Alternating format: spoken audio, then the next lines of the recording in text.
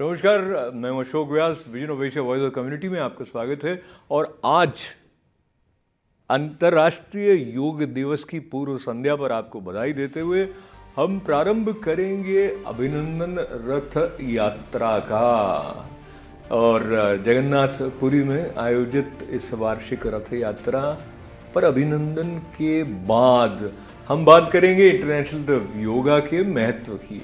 आपको लिए चलेंगे वैष्णव टेम्पल ऑफ न्यूयॉर्क द्वारा आयोजित हुए एनुअल गाला की कुछ झलकियां दिखाने के लिए, जहां मिलेंगे प्रख्यात गायक सुरेश वाडकर जी से भी। और समापन करेंगे उस विशेष विमर्श के कुछ अंश आप तक पहुंचाकर एशिया सोसाइटी को धन्यवाद देते हुए, जिसमें चर्चा हुई क्या आने वाला दशक भारत का दशक है। और इसमें बात करने वाले जो जाने माने प्रतिभागी थे, इसका नियामन किया अरविंद सेंगर ने। तो ये सब करेगा आपकी प्रतीक्षा इस छोटे से ब्रेक के बाद। बने रहें हमारे साथ।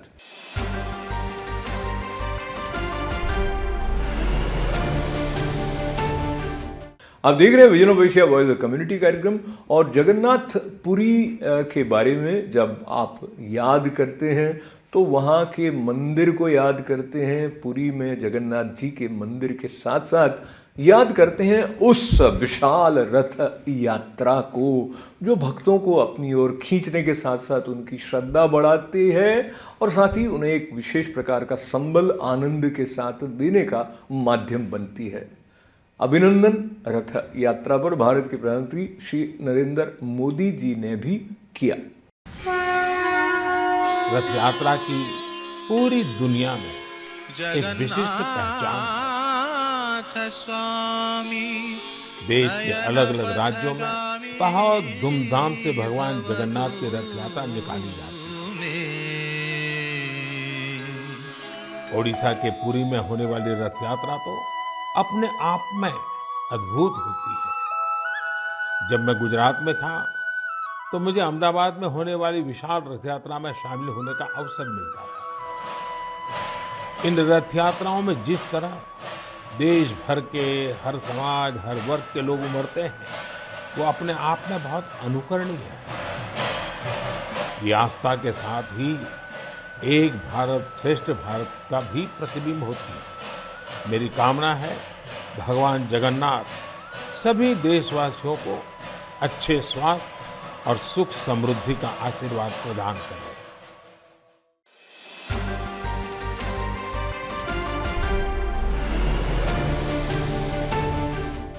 अंतर्राष्ट्रीय योग दिवस बहुत महत्वपूर्ण ढंग से पूरे विश्व में मनाया जाने लगा है।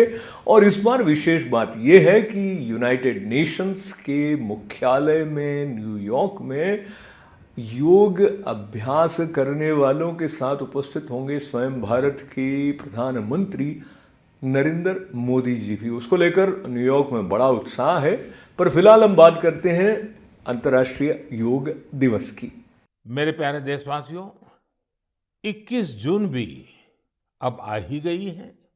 इस बार भी विश्व के कोने कोने में लोग अंतर्राष्ट्रीय योग दिवस का उत्सुकता से इंतजार कर रहे हैं। इस वर्ष योग दिवस की थीम है योगा फॉर वसुधैव कुटुंबकम, यानी एक विश्व एक परिवार के रूप में सबके कल्याण के लिए योग। यह योग की उस भावना को व्यक्त करता है जो सबको जोड़ने वाली और साथ लेकर चलने वाली है। हर बार की तरह इस बार भी देश के कोने कोने में योग से जुड़े कार्यक्रम आयोजित किए जाएंगे।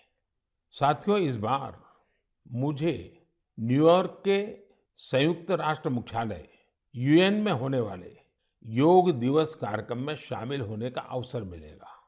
मैं देख रहा हूं कि सोशल मीडिया पर भी योग दिवस को लेकर गजब का उत्साह दिख रहा है।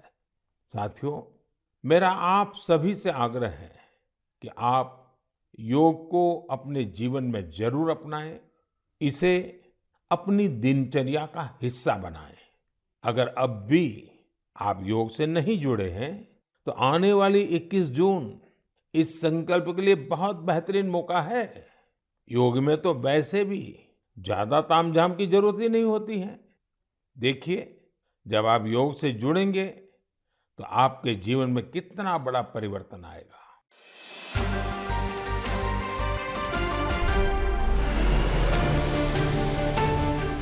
जहाँ धर्म और संस्कृति साथ साथ मिल जाते हैं, वहाँ कला जिस तरह से हमारे जीवन को समृद्ध करती है, वो भाव भी मुखरित होता है।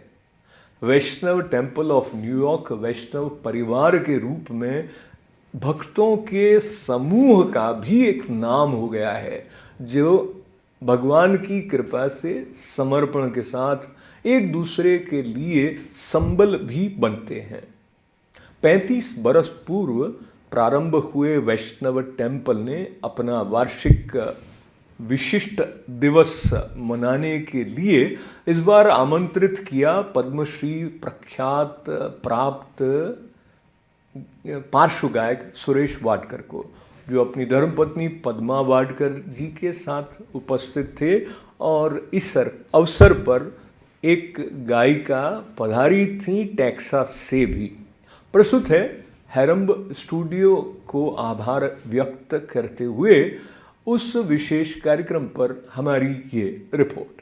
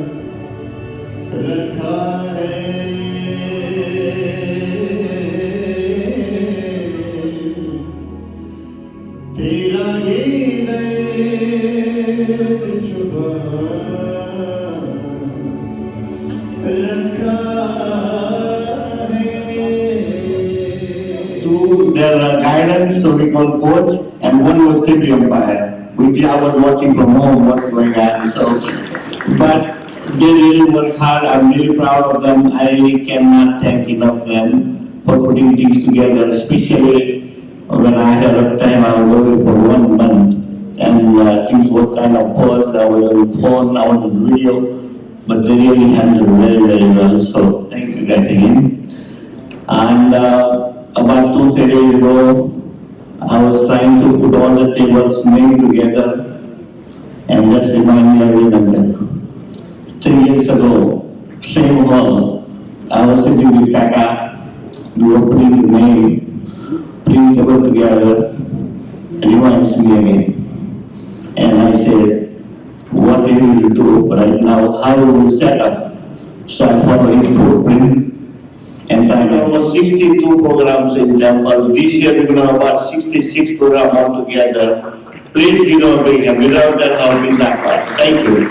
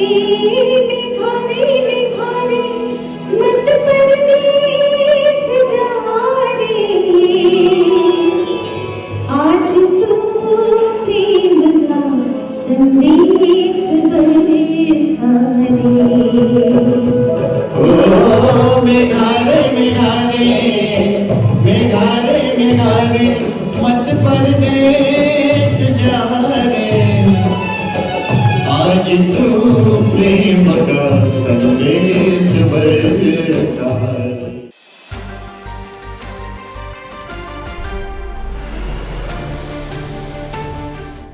जहां भारत और अमेरिका के संबंधों को लेकर भारत और अमेरिका के बीच व्यापार, रक्षा, सुरक्षा संबंधी कई समझौतों के होने की संभावना दिखाई दे रही है, वहीं यह भी दिखाई दे रहा है कि यह पहली बार है कि भारत का कोई प्रधानमंत्री दूसरी बार अमेरिका के दोनों सदनों को संबोधित कर रहा हो। इस बार भारत के प्रधानमंत्री आए हैं राजकीय यात्रा पर, न्यूयॉर्क होते हुए वो वॉशिंगटन जाएंगे और बात हो रही है भारत के विश्व में बढ़ते हुए प्रभाव की। किस अप्रोच को लेकर भारत विकास की इस यात्रा को आगे बढ़ा रहा है, उस पर केंद्रित एक विशेष विमर्श पिछले दिनों एशिया सोसाइटी द्वारा प्रथम के सहयोग से आयोजित किया गया था, जिसका नियामन किया अरविंद सेंगर ने। इसमें वित्त विशेषज्ञ अरविंद पनगारिया जी के अलावा चिकित्सा के क्षेत्र में जाने माने डॉक्टर नरेश त्रेहन और इंटेल भारत की अध्यक्ष निवृत्ति भी सम्मिलित हुए। कुछ नई सी बातें नए दृष्टिकोण के साथ भारत के भविष्य की संकेत करती हुई इस विमर्श से हम तक आई। एशिया सोसाइटी का आभार व्यक्त करते हुए, प्रथम का धन्यवाद करते हुए प्रस्तुत है इस विमर्श से लिया गया ये अंश। Thank you and welcome. When we thought of this panel, when Ginny and a few of us were discussing this, one of the suggestions we had is we have a lot of nothing against Wall Street types or economists sitting in the U.S., which is what Arvind and Subramaniam and I qualify as, but we wanted people from India who are in the trenches. Running businesses and have been there for a long time to be a part of the panel. And as it so happens, both Nivritti and Naresh Trehan have been in the US for a long time and then made the decision to go back to India and have successfully been spearheading different businesses. So they bring a perspective which I think is going to be quite interesting. I'll start with the first question, which is kind of the genesis of this idea of doing this panel, which is, there's a lot of talk of China plus one, India's decade, manufacturing. Apple is opening a manufacturing facility, other chip companies are coming to India, other manufacturing, but clearly the technology side is where India seems to be focusing. And Nivritti, you're obviously involved in that a lot. So maybe you can start us off by telling us about how real is this opportunity and what are the challenges in seizing this opportunity? Because as we all know, India's had a few misses along the way in terms of opportunities that have come along. We were talking about what are the challenges. I'm really excited about India trying to build a semiconductor fab, but let me tell you the challenges.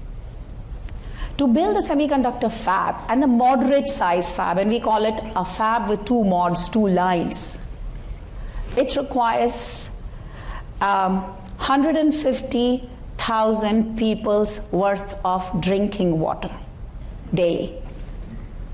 Second, it requires land, which is 250 acres. And you're all aware, a soccer field is about 2 acres. So 125 soccer fields is a moderate size fab. Lastly, it requires about 350 megawatt of power, which translates into 350,000 homes powered up in US and 1 million homes powered in India. So these are the challenges. Having highlighted the challenges, and I have played a critical role in making sure that the government understands fab is not just fab itself, it requires the whole ecosystem. So in terms of power, there's a lot of focus on clean energy, renewable energy. So far, fossil fuels are 50-60% of India's, power generation. But India is looking at 20-30% renewable, going to 2040, 50% renewable. So that's the plan India is working on. In terms of water, a brand new ministry established. How can we enable water? And then in terms of land, there's a lot of incentives state government and central government are trying to put. So our journey for India is going to be crawl, walk, run. And very recently, when Gina Raimondo and Piyush Goyal signed an MOU, we were put together to talk about what are the strengths of India, plus also not forget what are the challenges India is facing. So we are coming up with solutions which incorporate both these and look at India to power the world. You will service the Ayushman patients. Correct. Now, Ayushman patients, the two very critical parts of that is what are the rates at which you have to deliver the service and whether the payment schedule is actually adhered to. Because today they say within 15 days, 70% of your payment should come, and within 3 months you should get the full processing. So if the government can actually accomplish that, I think a very bright future for Health India, not in the immediate sort of future, you can't say 2-3 years, but I think another 5 to 7 years we could actually achieve or get much closer to the goal. Great, thank you. Because I'll just add, because the two most critical elements here are that the Indian doctors are actually very good when they're given the right environment to work in. So that element is there, and the nursing services, if they are properly trained, they perform as well as anybody in the world. So that's the baseline, and I think we can build on it in times to come. Digital is very powerful, very attractive. IT, excellent. It's going to transform welfare, how consumers perceive things, what they benefit. But you have to remember that the IT sector and all these things account for 2 to 3% of the labor force. So if you want to create jobs in India, it cannot be by digital alone. And the whole, and if you look at the Indian labor market today, it's a bit worrying. Unemployment rates have come down, unemployment is going up. There's still a lot of informality. So I think we need to crack the providing employment for lots of people, and digital, wonderful as it is in its effects, cannot provide that broad-based prosperity which India needs. So I think, I've gone on, sorry, just to summarize, great domestic opportunities, great geopolitical external opportunities, but to convert them, we have to be mindful about the 3 caveats. We cannot turn inward in terms of policy. State power and politics cannot be arbitrary, cannot be majoritarian, must be inclusive, must bring everyone along. And finally, we need to create employment for millions and millions of people, which digital on its own will not be able to. Things are changing, and I'll give you my Intel example. So firstly, Intel, I am the country president for Intel in India, and we have more than 30,000 employees, engineering employees, which is just next to US. Second thing is the supply chain diversification, either with geopolitics or in general also diversifying such that you're not held hostage to one country, is happening. I'll give you one example. In a laptop, there is something called Wi-Fi module that enables you to connect to your Wi-Fi. That Wi-Fi module for Intel, what we did is we leveraged a company in Haryana, a really small company, and we built some pilot parts. We came and tested in Folsom. The parts were amazing. They were so amazing and such good cost that Intel decided to move 15% of their Wi-Fi module to this one little company, and 15% is many more millions per month that we are building. Second thing is, I talked about Tata acquiring Wistron and Reliance acquiring Sanmina. We have, as Intel, leveraged these companies to build, and also local companies, to build printed circuit boards. So Intel is also looking at, leveraging India for manufacturing. The challenge that Arvind talked about, I agree, is the scale. I'm moving 10%, 15% of these building blocks to India. Can I move 85%? No, it's going to be a crawl, walk, run journey. But the change has begun. A small company, since this is not going to be published outside, I can tell you it's a company based in Haryana that we are using, and it's doing amazing. But only 10% is what I am moving. But I do want to see other companies, coming up.